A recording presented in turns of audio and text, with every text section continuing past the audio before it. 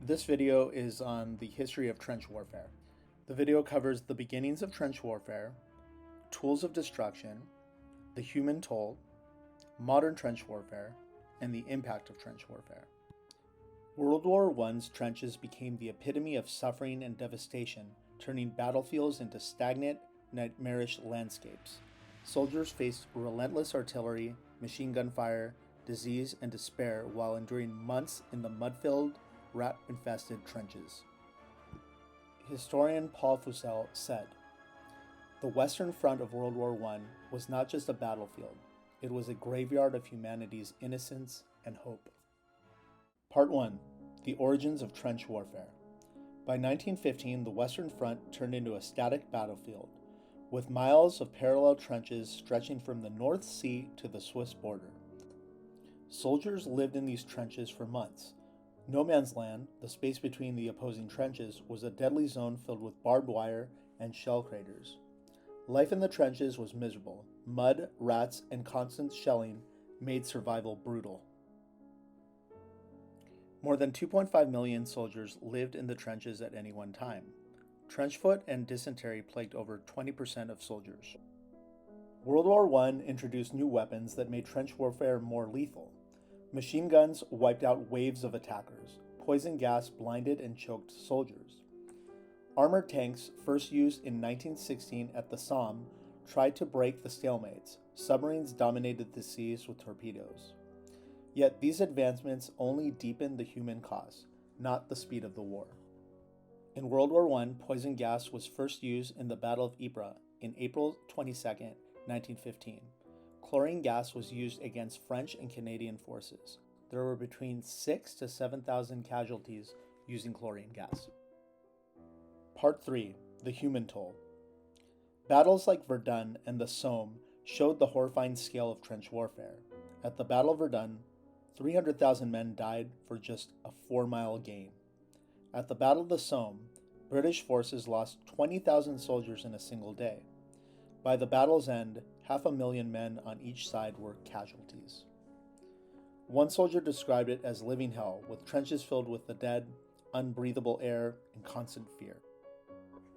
Here are some more statistics from the Battle of Verdun and the Battle of the Somme. In the Battle of Verdun, France and Germany lost over 700,000 men combined. The first day of the Somme saw 57,000 British casualties. This was the bloodiest single day in British military history. Part 4. Modern Parallels in the Ukraine War. A century later, trench warfare had returned, this time in Ukraine. The conflict mirrors World War I in its use of static positions and fortified lines. Ukrainian and Russian soldiers face modern challenges like drones, precision artillery, and advanced surveillance, yet the fundamentals of trench warfare, endurance, attrition, and horror remain unchanged. As in World War I, life in the trenches is grueling, with soldiers enduring freezing conditions, shortages of supplies, and relentless attacks.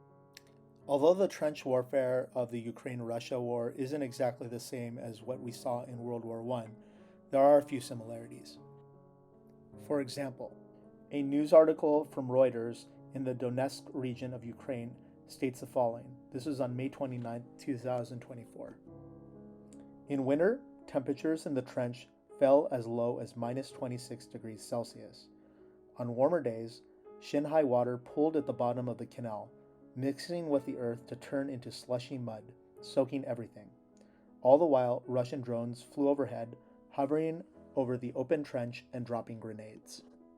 At the beginning of this year, Russian forces attempted yet another assault, driving an armored personnel vehicle into a field just meters from the position. The soldier fired at the vehicle from his machine gun and diverted it into a minefield, where it detonated a mine and exploded.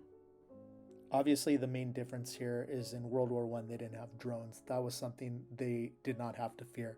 But there were the first airplanes surveying overhead, and indeed, bombs were eventually dropped on soldiers during World War I. Part 5. The Impact of Trench Warfare.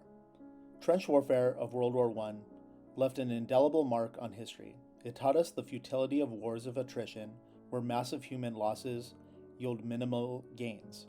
Today, the conflict in Ukraine serves as a stark reminder of how warfare continues to evolve and how it often doesn't.